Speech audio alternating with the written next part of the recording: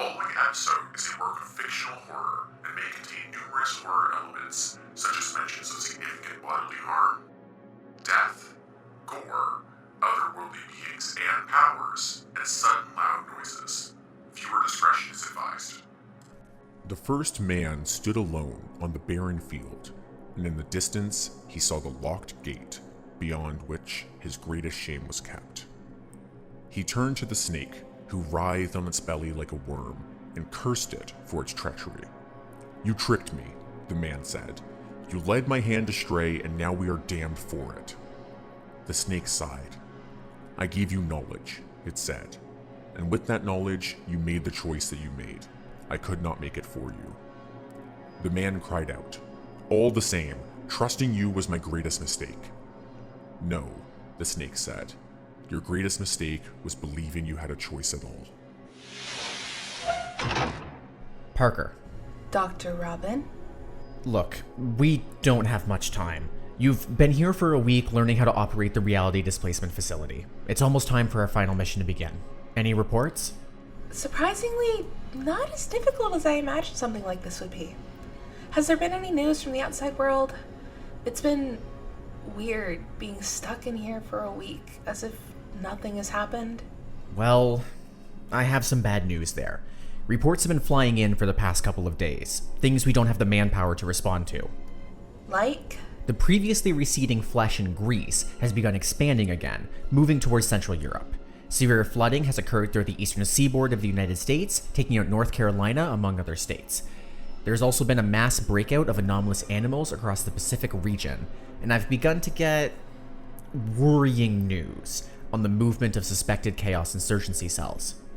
Oh, so shit's getting worse. Great! Why didn't you say anything before? We have to do something. What can we do?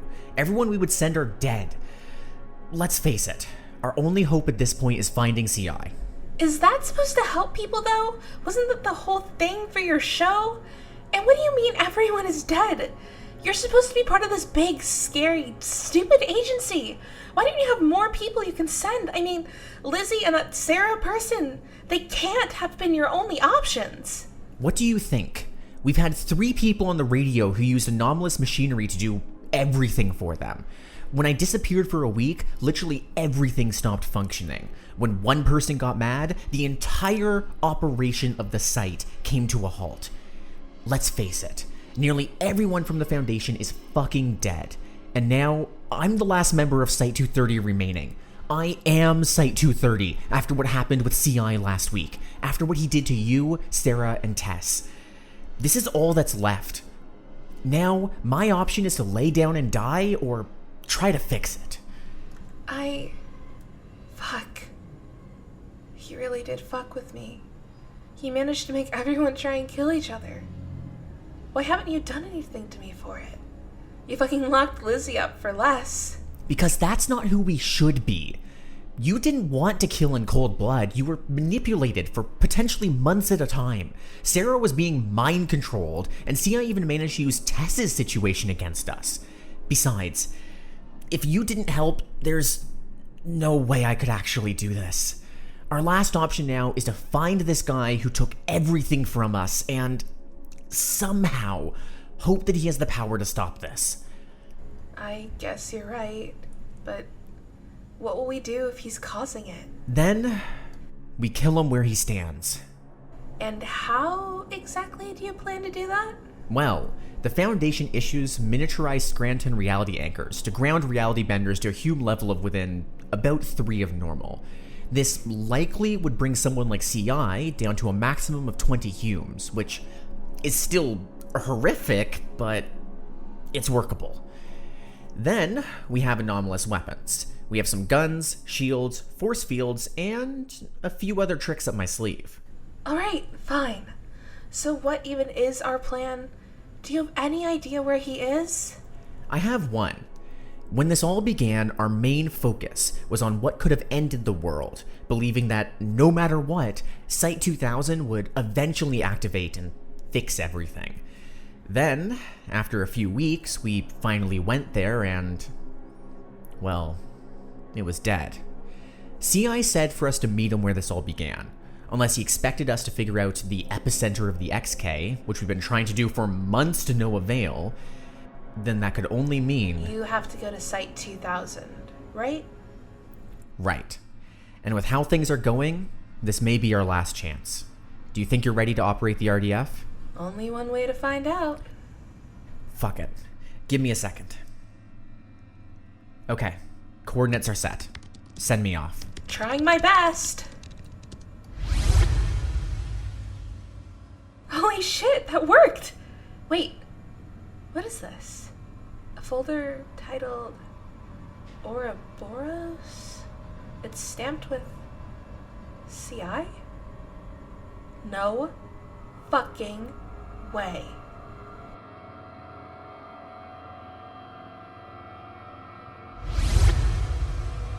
Oh god, I don't think I'm ever going to get used to that. Okay, alright. Taking note of my surroundings. Well, I guess the reports were right. 2000 really is just a rickety old ranger station in Yellowstone. The environment looks to be mostly barren, if a bit muddy. All other parameters are normal for this time of the year, and it looks like Protocol Plain Site 201 is still active. Okay. It seems the teleporter was more calibrated than it was with Sera, too. At least I don't need to hike. It seems the security system is still down, too. None of my systems are signifying a breach or an activation, and... Typical. My card isn't reading. Ganymede is definitely active. Hey, Parker. I've landed in front of Site 2000. Are the communication systems still fully functional? Yeah, hear you loud and clear. But I found something concerning here. Is it vital to our mission? I don't know. It's a file. It's marked by CI. Fucking hell. That's a lot of reality anchors lying around. Maybe I didn't need to bring my own. Shit. These are all broken, too. What happened here? There's no other major signs of damage, just usual wear and tear and... Yeah, an unsealed door. Probably the stairway. Parker, I'm just entering into the shack now. What does the file... Ah! Fuck! What is this headache?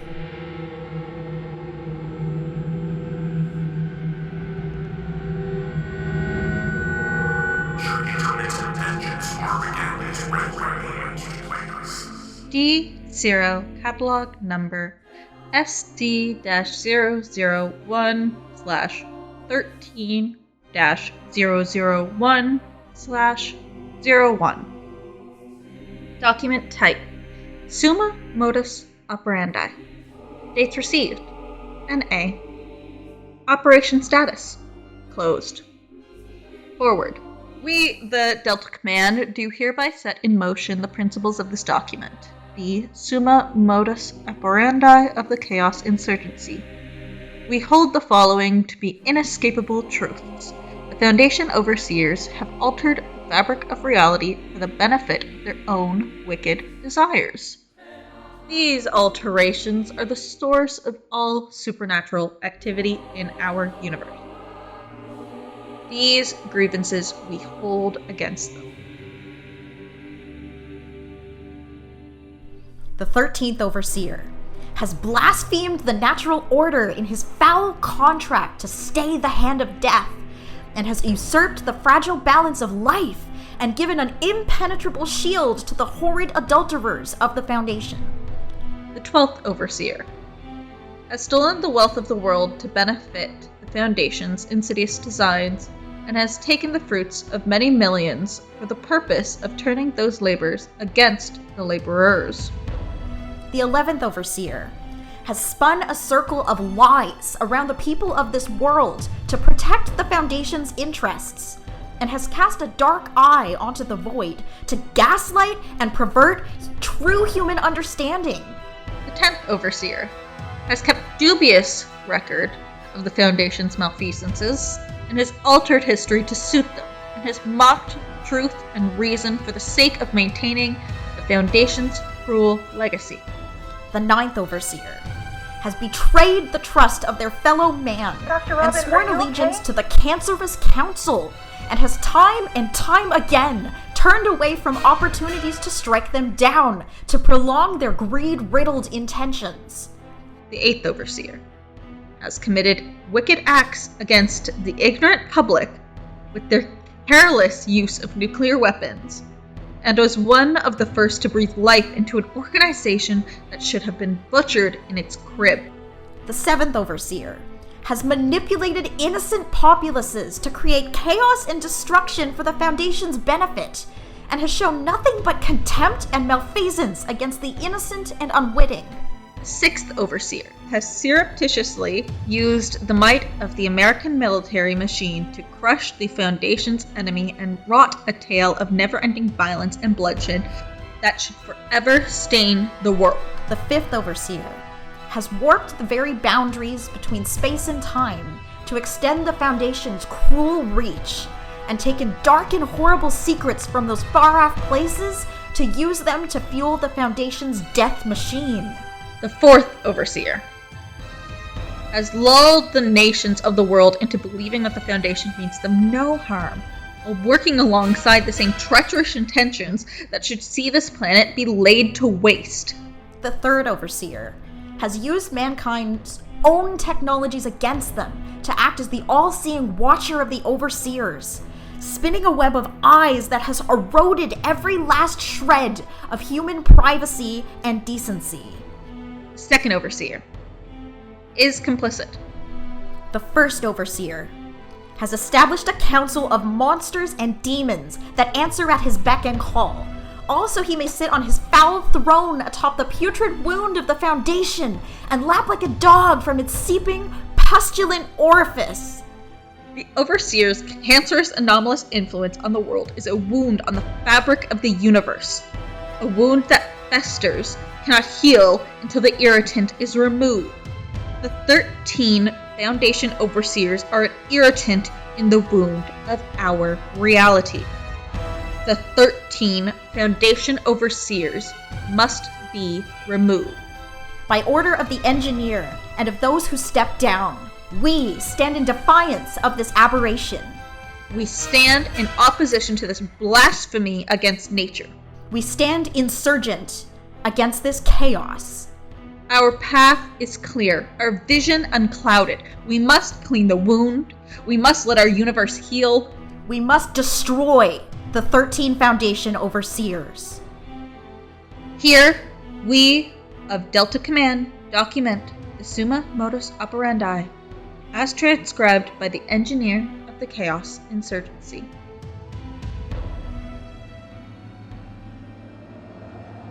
Dr. Robin, are you okay? You suddenly screamed and then went quiet. I suddenly heard some voice in my head. Voices. One of them sounded like Tess. I mean, like Lizzie. Lizzie? Is she, wait, is she there? No, I'm not sure. This was entirely in my head. Like, I didn't hear it, I more felt it. Fuck. That sounds like exactly what happened to Sera. I'm going deeper. Expect the communications to go down. We can't delay any further.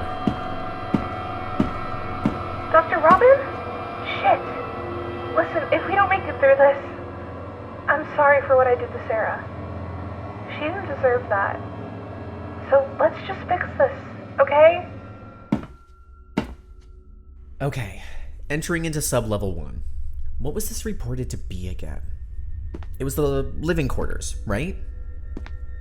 A lot of crates, white tile highway, lots of rooms. This all seems to be about right. It looks to be mostly untouched, which I guess I should have expected from the reports. Just can't believe nobody has been here yet. That sounds like 035, the mask.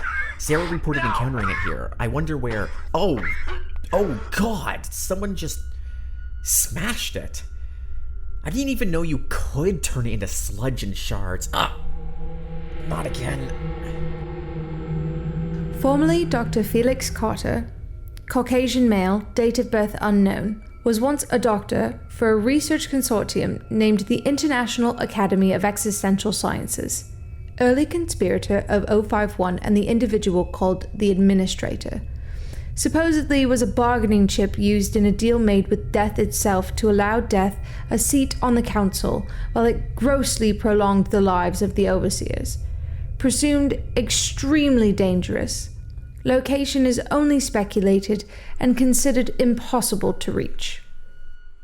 Overseer 13? Why am I... No, we know that Howell is a reality bender. He's fucking with me. Okay, what's next? The kitchen, right? Well, we aren't in need of rations anymore, ever since we decided that a diet of infinite pizza was acceptable. Actually, I wonder if there's any pudding around here. I bet Sera what... Right. Not an option anymore.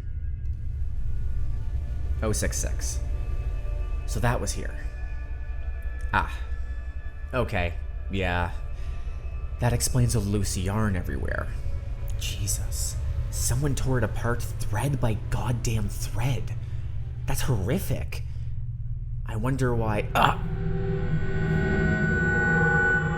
05-12. The Accountant. Previous name unknown. African male. Appears to be in his 40s.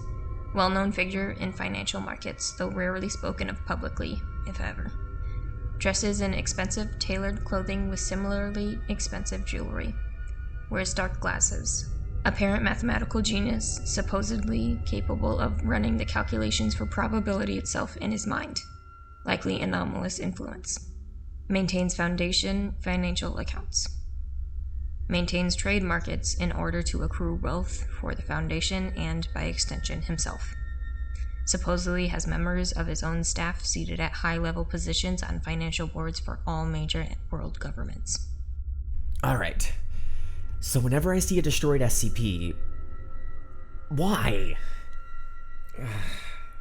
This is gonna hurt. Okay. What's next? Sera didn't submit a full report, but I seem to recall... Zombies? Oh, that is a lot of bodies. SCP-008, the zombie virus. Where was my gas mask? But why are they all dead? I know they're, well, zombies, but this looks like someone just wiped them all out. There's no gore, there's no destruction, there's just bodies littering the floor. Sera must have encountered this too. I know zombies freak her out pretty bad. I wonder how she got through this. 0511, The Liar. Date of birth, unknown. Unknown origin. Unknown descent. Unknown gender. Incredibly difficult to identify. Single identifying mark is a small scar on the left temple, usually hidden by hair. Generally appears as a wealthy woman in lavish outfits. Primary disinformation entity within the Foundation. Oversees teams that maintain cover stories. Amnestic supply. Supposed connection with the gargantuan aquatic entity in the Bay of Bengal. Possible reality-bending properties. Extremely dangerous. Notably, no record seems to exist of the appointment of 0511. Unlike all other members who were either chosen by 051 or voted onto the council after the death and non-recovery of one of their colleagues, 0511 seems to have simply appeared on the council one day. God damn it, that hurts. Still, 0511. So we're just going in order, aren't we?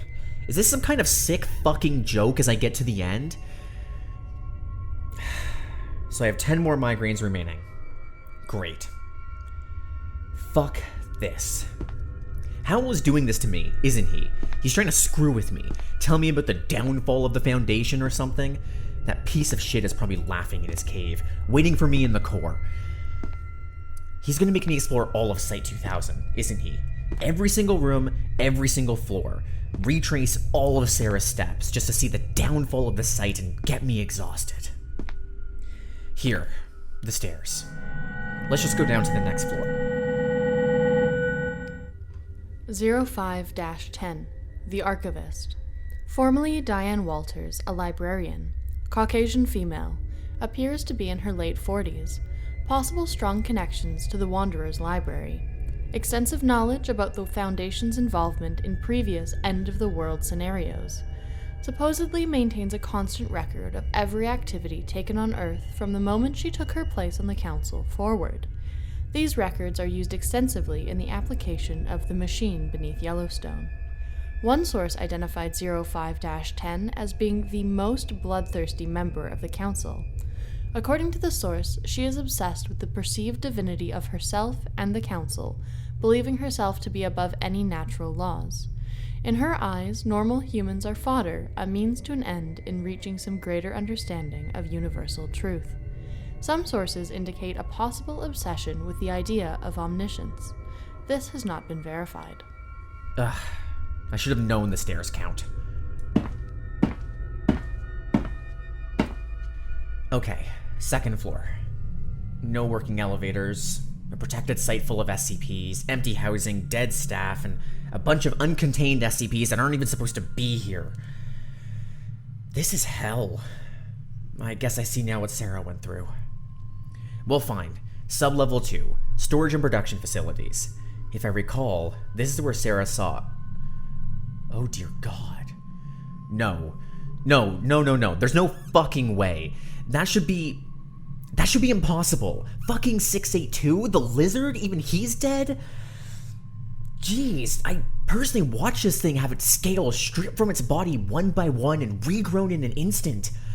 Now it's just a crushed pile of gore. Like he was compressed into a cube and allowed to burst back out. It's like whatever soul it had was ripped from its corpse. What the fuck has Howell done? How? That thing has resisted all work we've done before. Every reality bender, every god, every method. How did... 059. The Outsider. Adult female of Maori descent. Appears to be in her late 30s. The only current member of the Council believed to be recruited from outside the Foundation. Despite some irregularities, bears a striking resemblance to Donna Watu Taylor, a noted geologist who apparently took her own life in 1985 after a massive scandal involving severe academic misconduct was revealed, which professionally ruined her credibility and involved her in a number of lawsuits for fraud and the misuse of public funding. Due to her scientific background, 059 is perhaps the most focused research mind on the Council. She maintains several major projects at any point in time, several of which have gone on to produce technology used by the Foundation in major applications, such as the Kant counter. One of the more secretive members of the Council, the Outsider is rarely seen outside of Overwatch Command. Notably, her inclusion on the Council is a point of issue with several other members, who see her as needlessly short-sighted. This is a joke. Howell, if you can hear me, I'm going to fucking kill you. Well, fine. What else was on this floor? If I recall correctly, the documentation mentions the site was powered by a liquid fluoride thorium reactor. So that should be around... here. Oh, man. That's huge. A leak. Of course there's a leak. Okay. I should be able to face about 20,000 MREM with anomalous technology, so about 2 minutes. This thing is beautiful, though. Pipes and wires everywhere, a low blue glow. You know, I wish I went into anomalous reactor technologies, even for a semester. Maybe I wouldn't be where I am now. Ugh. Okay, here it comes. 05-8, the Lesser. Caucasian male. Age unknown. Possibly former American industrialist Baron Lehman Hoadley, who was believed dead after a train owned by his company, the B.G. Hoadley Group, later acquired by Curvier International, derailed, killing nearly everyone on board.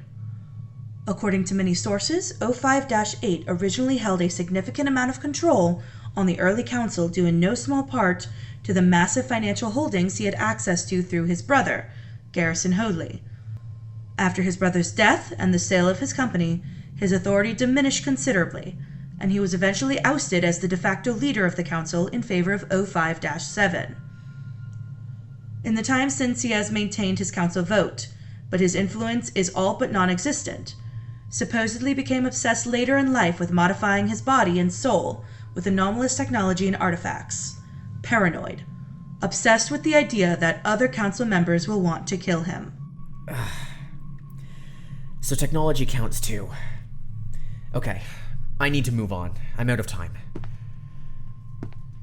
So this next region should contain the bright Zartan hominid replicators. This should be a room of thousands of cloning vats, glass coffins where endless humans could be born and... fuck. Well, humans would be a strong term then. This room is just flesh. It's all flesh, charred wire, and shattered glass everywhere. If I wasn't more aware, I would assume that this is 610, but no, it's just a mess of flesh. It's not even rotting. So someone did try to start the machines up. 057 Green. Caucasian female. British, German ancestry. Appears to be in her early 50s. The first member of the council voted into it rather than appointment by 051 after the previous 057 was determined to be no longer useful by the rest of the council. Is believed to have at one point been a site director, though many records of this have long since been modified or outright removed. Regardless, it is believed that 057 has been working with the Foundation nearly her entire life, having joined as an administrative aide when she was only 14. Has become the apparent leader of the council and controls a considerable amount of authority in that position. While a veto from 051 could theoretically subvert her assumed control, that veto has never occurred. Perhaps the most often seen member of the council, she attained the name Green due to her nearly always being seen in green pantsuits. Some high-level sources within the Foundation's staff have another name for her: Flytrap. Often described as the most sinister member of the council. While other members might have diabolical intentions or ulterior motives, 057 alone has the authority to make everything she intends to happen come to pass. She is often described as working towards some end, though her goals are a mystery. This is horrific. And of course Howell's turning into an absolute joke. I'm almost glad Sera never came here. Fine. I'm going back to the staircase. I think I've seen everything I need to see here, and everything I want to see. I'm going to sublevel 3. 05-6, the American. Caucasian male, Spanish ancestry, appears to be in his mid-50s. The least settled member of the council. 05-6 is former American Union Brigadier General Rufus King. After fighting for the North in the American Civil War, 05-6 was appointed Administrator of the Papal States. Believed to have first met the individual called the Administrator while in Rome. The source of his longevity prior to the supposed deal with death itself is unknown, and if the current understanding of the council is correct, then despite his appearance he is by far the oldest member. 05-6 is believed to have founded the first mobile task force, Alpha-1, Red Right Hand, whose original purpose was strictly to find and destroy members of the fledgling Chaos Insurgency after their formation. Since then, he has administered all matters of the Foundation's executive arm, the Department of Applied Influence, encompassing all task forces, naval groups, and air superiority groups. While not originally advocating for its formation, 05-6 supposedly drew up the original organizational information for MTF Omega-7, Pandora's Box, at the behest of General Bowie. Has gone by several different names within modern military circles and is believed to have held an office at the Pentagon since its construction. His standing within the American military is unknown, though at least 3 major sources have confirmed that many military leaders consider his authority second only to the sitting United States president, and several believe he supersedes it.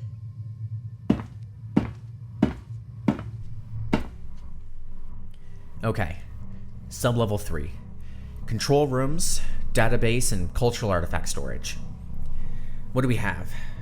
Clean hallways, white tile, no orange strips this time. Bright halogen lights. God, it's blinding.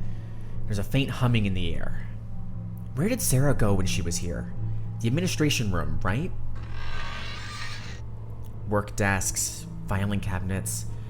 hallucination of a charred human corpse in the corridor. Memetic hazards. 106 was last reported in Florida this week. And there it goes. Okay. If I recall correctly, this computer was the one that Sera used. 055, Blackbird. Male, British Moroccan ancestry, age uncertain. Generally regarded as the most jovial members of the council, is not afraid to be seen joking in public. Has often commented that he believes the dark curtain between Overwatch Command and the rest of the Foundation, as well as the unnecessary seriousness of the council itself, are a preposterous and often detrimental joke. Despite this, there are several incongruities surrounding 055. Some sources have indicated that they believe they heard 055 talking to himself as if he were having a conversation, while others described conversing with 055, then speaking with him again shortly afterwards, and feeling they were not talking to the same person. In the debriefing of the neutralization of SCP-1730, one source described how a rescued member of the Site-13 staff was able to identify a picture of 055 as a member of the Global Occult Coalition in their world.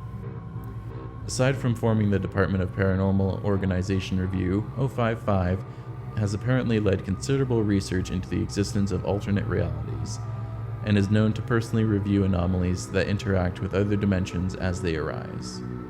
You know, I would love it if you stopped interrupting me. Fine. Let's just confirm Sera's report. Last activation of Site-2000 was 19 months ago. Okay, well, that explains the flash. Total humans produced. 1. What? Sera reported that no humans were produced. This has to be a freak accident, right? Fine. Let's connect to the BZHR control unit. There has to be something. I can probably access the data. Computer failure. Yeah, that checks out. That should be fine, though. System admin override exists for a reason. Should be able to wire this into other systems. 05-4, The Ambassador. Persian male, Iranian-Armenian ancestry, French heritage, appears to be in his early 30s. Some sources have provided records indicating that 05-4 was, in his youth, French actor Jean Lemeau-Bertrand, born Jean Ebrahimi. Since most evidence of 05-4's exploits were apparently destroyed shortly after his appointment to the Overseer Council, little is known about his professional career. Commonly called the Ambassador, 05-4 is called to action whenever the Council needs a pretty face. Often described as being incredibly attractive and anomalously charismatic, he has acted as the Foundation's salesman whenever required. Sources indicate that he was first tasked with drawing American attention away from Mexico during the Second World War, likely due to the severe anomalous activity taking place there at the same time. Despite being well-spoken and appearing generally well-educated, 05-4 is not an academic, nor is he particularly interested in the prospect of managing an organization. He is well known for delegating any duties he might accrue in order to maintain as little responsibility as possible. This lackadaisical attitude towards leadership was manipulated by 05-7, who convinced the ambassador to give her an unofficial automatic vote for anything she might support. Okay, that's an established connection, and a wild headache to go with it. Let's try this again. I'm in. Knew those IT lectures would have a purpose. Alright, logging back into the BZHR, grabbing the recent automated production reports, get the existential ID, put that to database lookup. Robin. That's... Okay, I need more information. DNA sequences, not useful. Historical context, no. Universe and dimension features, well, it looks to be ours. Ah, there we go. History. It's... blank. Just a single link. That doesn't make any sense. Where does this... Wait. That's an SCP file. Why does this lead to an SCP file? That should be impossible. The system should be entirely disconnected from the anomalous databases. Those things are full of memetic and informational hazards that could cause a massive outbreak on the site. Fine. What's the number? Number 4736. Alternative name, dead weight equals don't kill the vibe. Anomalous class, Thaumiel Newman. Object class, recommissioned. Recommissioned.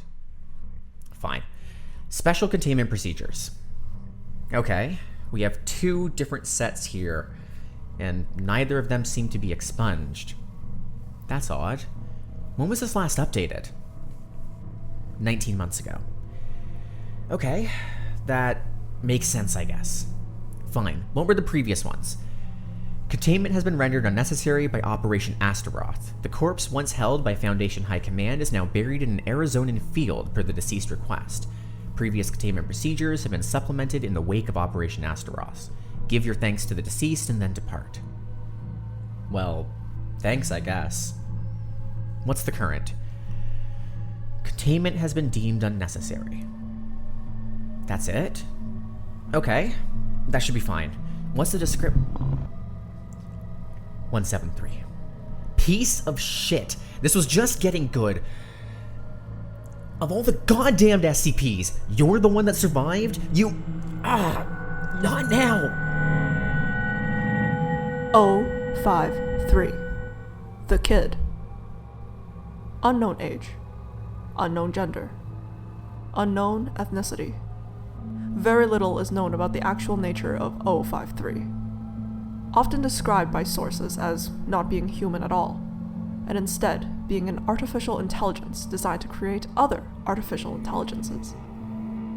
They have not ever appeared physically outside of Overwatch Command, instead appearing through avatars on screens, and speaking with a digitally constructed voice. The single image a source was able to find of 053 is of a very young Korean child in traditional Joseon apparel, which is unsupported by any other claims about the Overseer. He is supposedly the direct report from Maria Jones, the head of the Foundation's record-keeping and information security administration, having seized that authority from the archivist when those records became digital. Notably, Foundation AIC units, such as the Alexandra and Thorn units, are incapable of discussing 053, despite evidence that information about them accumulates in their databanks as they learn over time. How am I still alive? Are you trying to get me killed, Howl? Why play this game only to... What? There's just chunks of concrete everywhere. How the fuck did Howl do this? He just obliterated 173 as if it never even existed. Oh man. Suddenly, I am very worried I won't be able to win this fight. Shit. Fine. If I'm going to die, I might as well finish reading. And there's a chunk in the computer. Thanks, I guess. Alright, well, I guess I'm done here. Down to level 4. 05-2, the Nazarene. Female, Middle Eastern descent. Appears to be in her 20s. Extremely little information exists about the individual called the Nazarene. Even the origins of her name are unknown. The only source able to provide any information about her insists on 2 things specifically: that she is never seen without 05-1, and that she has changed over time. Early Foundation documents mention 05-2 as being the head of the Foundation's Department of Morality, now the Ethics Committee, though it does not appear as if she ever served in that role. One source indicated that her name perhaps comes from the fact that she is never seen without a pair of dark gloves, which she never removes in public, leading some to believe she is hiding scars on her hands or wrists from her crucifixion as Jesus of Nazareth.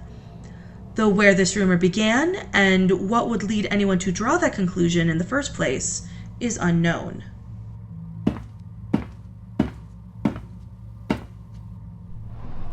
This is it. Sublevel 4. A large white archway. I guess this is the pseudo-Romanian manifold. Last moments. Years of Foundation work and training led you to this moment. Man, Who'd have thought the underpaid postdoc from ES-01 would be crossing the barrier into Site-2000? Man, I miss those days.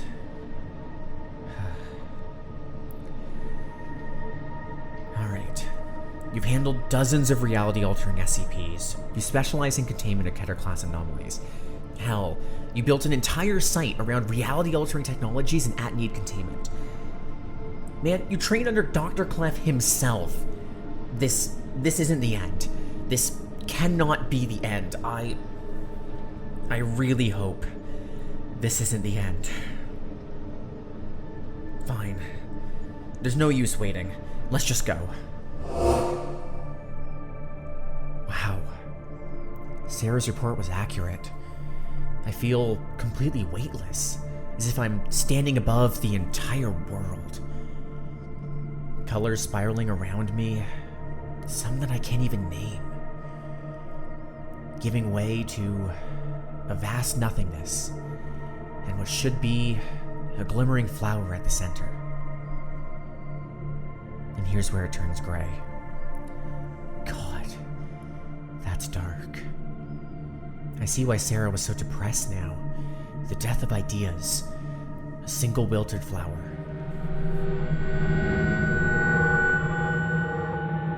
O51, the founder. Caucasian male. Appears to be in his late 30s. Believed to be Aaron Siegel, a physicist who attended Cornell University in the early 1900s. Became involved with Frederick Williams, the individual later known as the Administrator, shortly after the turn of the century. Led the first research team of what would eventually become the SCP Foundation, along with O513, O510, O52, and several others. The events that led to him founding and assuming command of the Foundation proper are currently unknown. Despite once being fairly active in the day-to-day running of the Foundation, O51 has pulled away in recent years and has not been seen in public for the last few decades, leaving O57 to manage the entire organization. While his death has been assumed on a number of occasions, one very high-level source confirms that he continues to vote during council meetings. While nearly every other overseer maintains a private residence, O51 is believed to live at Overwatch Command. The location of this facility is unknown.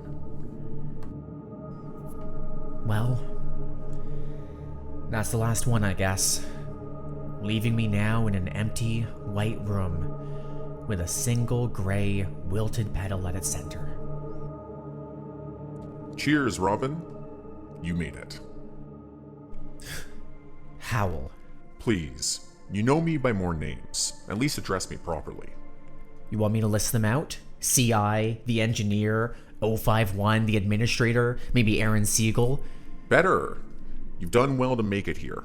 It took you quite some time. Meet where this all began isn't exactly a great hint. And you made it all the same. Welcome to the future, Robin. So, what's your plan? I'd love to hear your thoughts. My thoughts?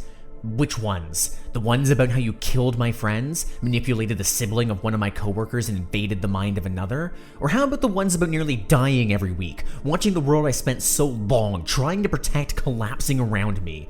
Or, if you prefer, how about the death of Site-2000 and everything in it, everything I just had to witness, seeing the last hope for humanity destroyed in front of me, listening to the stories of each O5 member one by one, while I came down here to see you? Such wonderful options, but I'm afraid I already know your thoughts on those. So, what now? Are you going to get your revenge? Destroy your final hope for this doomed world? Do you really think you can take me down, Robin? Fuck, why aren't... Bad luck. I'm afraid the anchors won't work. This space is far beyond what they were designed for. What next? Maybe an anomalous weapon of yours? Are you going to use those against me too? I swear, if I could make you experience even a moment of the pain and suffering that I've been through these past months, I would give my life for it. But I'm here to make a request of you. You want me to fix things, to turn everything back to how it was. Of course you knew that already. Well, I'm sorry, but do you really think I would undo everything I spent so long working towards? What? All of this is absolution. This is vengeance. This is justice. A rebellion against the forces that conspired to destroy us. They wanted to die in the darkness so the rest of the world was in the light. Isn't that right? And instead, they chose to bathe this world in darkness and called it the light. You know, instead of spitting the Foundation's motto at me, why don't you actually speak like a normal person for once? It was you that did this? Of course. I'm unmaking the world. I am unmaking everything. This narrative was abandoned, destined to be miserable, to produce nothing but suffering and pain. You're insane. So this was your goal? To destroy the world? To destroy its source of suffering, the jailer, the enforcer of containment on a conceptual level. I am looking to save the narratives. And what then? What?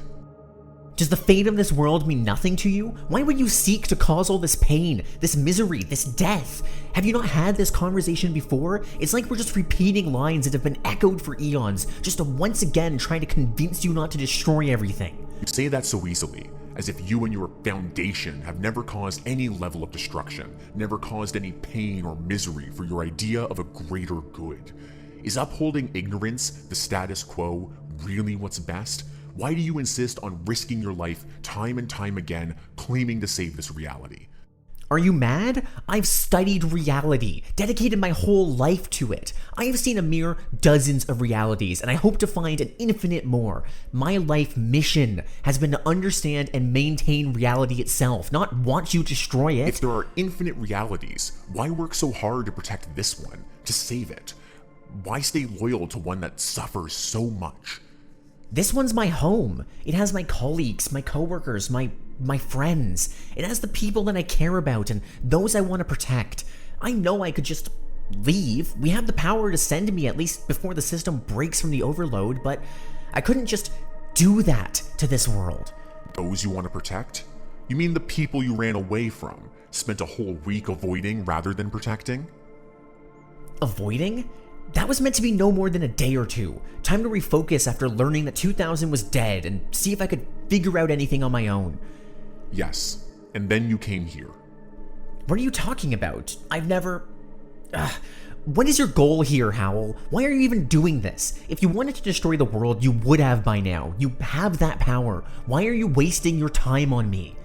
Have you not realized it yet? Did you never consider that there could be some reality behind the little nightmares slipping through your dreams? Losing control, smashing the mask to pieces in response to a few little taunts, shredding Eric's toy to fragments of threads throughout the kitchen, stealing away the consciousness of the zombies with a snap of a finger. And then the lizard. Turns out they weren't so hard to destroy after all. But was it really necessary to crush it down, snapping its limbs one by one, its scales crumbling as you compressed it, and then left it decompressed, leaving what remained coating the walls? And you call me the villain? What are you talking about? Did you never read your file, SCP-4736? No, the computer was destroyed. Of course I never read the file.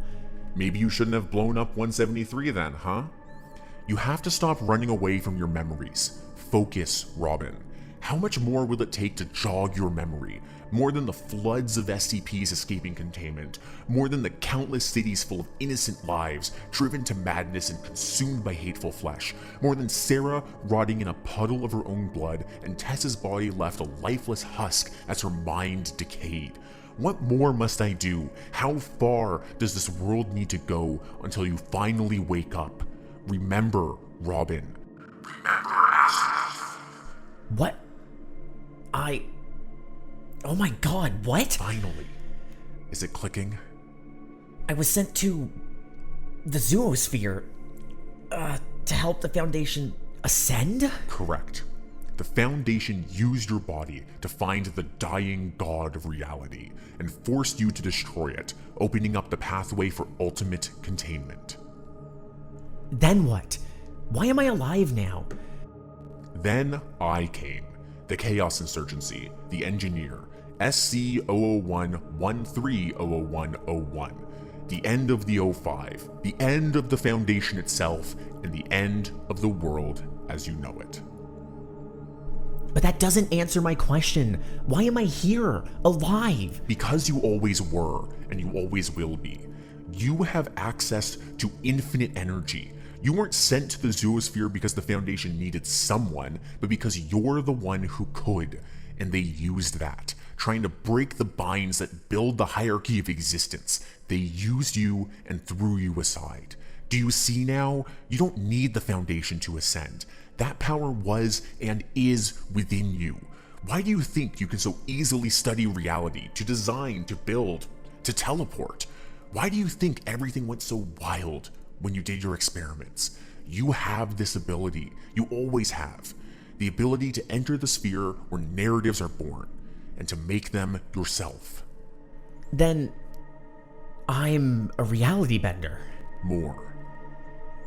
More? A reality bender changes the narrative, rewrites it. You can build them, go above them. You lost yourself with the Foundation, forced to be created and destroyed, to have a form that they look to abuse. Then you were cast aside, hoping that your power could be theirs, and you have had to learn it all again. So Open your eyes, Robin, and look below. There is creation, spinning out wildly into the great above. You are not a god, but a star, rising in the east, rising away from this all. You are a song, as am I, a song of creation. Finally, now it is time for you to build your first narrative. Take this ravaged reality and build your own. What is it that you want? I think I want a world without the Foundation ascending, but back before the world ended. Would this be right? Would it be right to return to a world of suffering, of death, where those can face such horrible pain? Without pain, there could be no joy, no life, no reason to keep going. Without pain, there is no love, no existence, and who am I to believe that I can build perfection? That I can end all of this pain and all this suffering? Even with power, who am I to think that I can do better than any other? I'm no god. I'm no better than other researchers, other people, even with this power. But I do know where I want to start, to do the best that I can to help. I want people to experience love, joy, and desire. I want them to have their family, their friends, and their loved ones. And I want my family back, Sera, Tess. I want a world without their destruction, and I want a reality where everyone is safe from everything that happened in this one. Then my work is done. Focus, Robin. Focus on what you want, and begin to weave. I can't believe this was your plan. That's a lot of work just to wake someone up. Well, it worked in the end, did it not? It did. Well, thanks, I guess. Now, I want things to go back.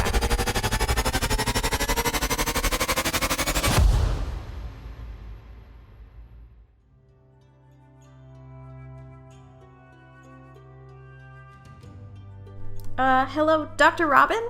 I have that SCP-001 self-replacing cake file you were looking for. Huh? Sera? Whoa, are you okay? I don't mean to be rude, but you look a little tired. Wait, who is that? How did you get on base? Report? Wait, who? Hold on, Parker? You're here too? What? Holy shit, no way. Dr. Robin, you're back. Where am I? Is this the same office we were just in? Why is it so clean? I think it's 19 months ago? What? Oh my god! I totally thought we died! I'm surprised that we didn't. I can't believe it! So, does this mean you managed to convince CI? How? I think I did this myself. Then the world isn't over. Dr. Robin, are you sure you're feeling okay? And what did you mean about the world being over? Did a containment breach occur somewhere that we didn't hear about? And here I thought I was being dramatic about a breach being the end of the world.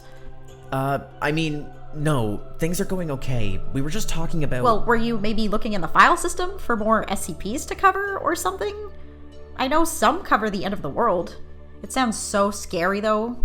Do you think anything like that could ever happen? Well, Man, you're so cool. Running through those training tapes for everyone. Right, yeah, Hey, Robin, the tea cabinet ran dry again. When are you getting more? Already? How many cups have you made today? I swear, Dr. Robin, you need to lock her out of the cupboard at this point. Wait, didn't I... Lizzie, you're alive! Oh my god! I missed you so much! Okay, hold on. Who the fuck are you? Why are you calling me Lizzie? What? But... Oh no, the memories. Memories? Does this have to do with my past? Wait, Dr. Robin, did you finally find something? Speaking of finding something, Tess, is that my tapioca pudding in your hand? That's the last one. I was saving it for lunch today. Robin, can I speak to you for a moment? Okay, Hey, why doesn't Lizzie remember me? I thought you fixed everything. What's going on? Well, it's not that easy. I didn't build a new world. I restored the old one to the day before everything happened. I went through the trouble of removing Tess's D-class status, and I can tell you that CI is gone. I can't exactly destroy him, but he's not here anymore. Nothing's going to happen. The world isn't going to end this time, but... But you still aren't sure what to do with their memories. Is that it? Look, the whole mission of the Foundation is to secure and contain so that we can protect. Revealing secrets, anomalies, an entire universe has just been reverted. We can't just... And what about what you said earlier? Is this really what the Foundation should be? Yeah, you're right. The Foundation shouldn't be this. The treatment of D-classes, the organization, the secrets. What did that bring us? The end of the world, a failed plot to ascend, not to mention whatever happened to 05. Then fix it. Build a better foundation. Aren't you the one that just reset the entire world? It's not that simple. What does a better foundation mean to you, Parker? Yeah, there are some serious issues with the organization, aspects that have to be addressed, but I can't just dictate these things. I can't snap my fingers and make everything into exactly what I want it to be. I may be able to, but that's the point. It wouldn't be right. I don't know what the perfect foundation or the perfect world would be, or even what it should be. Until recently, I didn't even realize there was an issue with the treatment of D-class individuals, among many other things. I don't know what exactly is a better world, and I can't just assume that I know better than everyone else and forcefully build my own idea of perfection. So you aren't going to do anything? Of course not. I'm gonna help however I can to build a better foundation, a better world, but I'm gonna do it alongside everyone else. We have to do this all together, as a team. Bullshit. Then aren't you going to need your team? You know, the team that you just survived nearly an entire year with the world being over? You fought countless monsters, built relationships, learned about the Foundation, and, well, everything else. You worked as a team to travel across the entire world because all you wanted was to help people. Together. But we failed. Everything just got worse, and then I lost them. I lost everything. But if you don't give them their memories back, they're still lost. I can't just act based on my selfish desires. What if getting their memories hurts them? Would it be right to return them to a world of suffering, of death, where they could face such horrible pain? They're safer like this, happier like this. That isn't your choice to make. Yes, what you all went through was horrific, but you don't need to take it away and take away everything good with it. I saw how Sera and Tess fought for each other in the end with CI. And you spent the entire week we were together mourning them, then risked your life, everything to bring them back. They're your family. Don't take that away from them. Just be there to support them now. All right. Sera, Tess, there's something you both need to know. Holy frick! Dr. Robin, You're saying that we died? I can die? That actually happened. Holy, Parker, you're alive. Lizzie! We survived, and I'm glad to have you back. Now, let's just go have some cake. Hey everyone, this is Gaia, the main producer, host, and one of the scripters, as well as the editor for Welcome to the Foundation Season 2, as well as, I guess, Season 1. This is not our usual outro, and I don't have this bit scripted, but I wanted to take a quick moment to thank you all for coming and listening for 6 months now to this very long story that we've made about Sera, Tess, Dr. Robin, Parker, and CI. I wanted to give you a huge thanks for sticking around for these 6 months and really listening through the series to the end. I also wanted to take this opportunity to give a huge shout out and thank you to everyone who was on my team for this production. My 2 co-hosts, Taya and Kit, who played Sera and Tess respectively, did an amazing job, and this wouldn't have been possible at all without them. As well as the numerous voice actors that we had work on this project, such as Esme, Serena, Peach, Moss, Echo, Isabel, Emily, John, and Noel, who all did roles throughout this. I would need to thank them so much. As well as Serena once again, but also Ben and Alex, who did a lot of the visual design for the show on our Instagram account, Akasha Podcasts, as well as Kit, once again, who did our logo for this season. So many people worked to make this possible, and they all deserve a massive shout out. And I've invited both Kit and Taya to give a quick thanks here at the end as well, or a bit of an afterword. So I'm going to play that, and then we'll go into our usual credits scene. I really want to thank my amazing co-hosts and the people that have enjoyed this podcast and that have supported us along the way. It has been such an awesome time, and I really hope that you guys like what we did this season. Bye! Good afternoon, beautiful folks from both in and outside of Site 230. My name is Sera, and holy frick! The show is done! I hope you've all enjoyed coming on this adventure with us, through a plethora of interesting files with Dr. Robin, to questionable advice with Tess, and of course the field report with me, Sera. It's been a joy and a pleasure to develop Season 2 of Welcome to the Foundation. I'd like to say a couple thanks. Firstly, to the SCP Foundation site and everyone out there who's created content for it. It's been a joy and a pleasure just diving through all the crazy files that have been out there, everything from SCP-668, Dr. Clef's chef knife, to SCP-871, the self-replacing cake. Sera has a passion for finding deep, interesting, weird, uncanny, zany files within the Foundation's resources, and that's something I've grown to share through developing this season.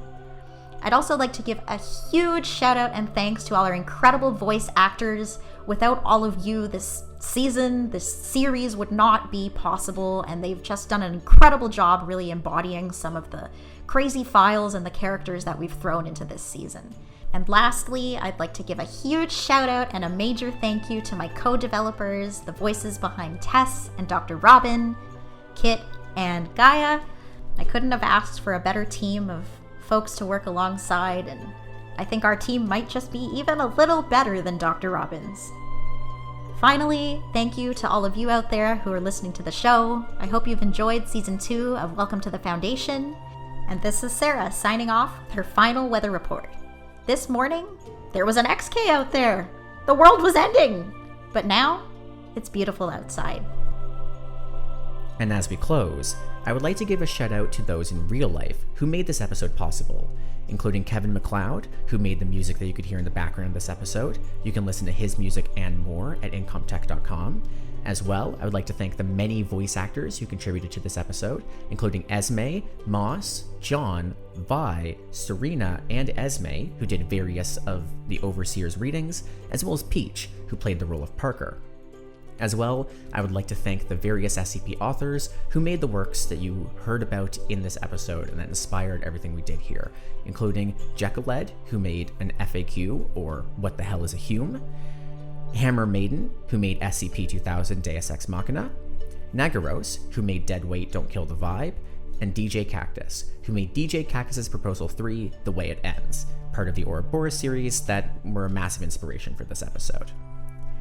Thank you so much for listening and for sticking it out through season 2. We'll see you in whatever projects we do next.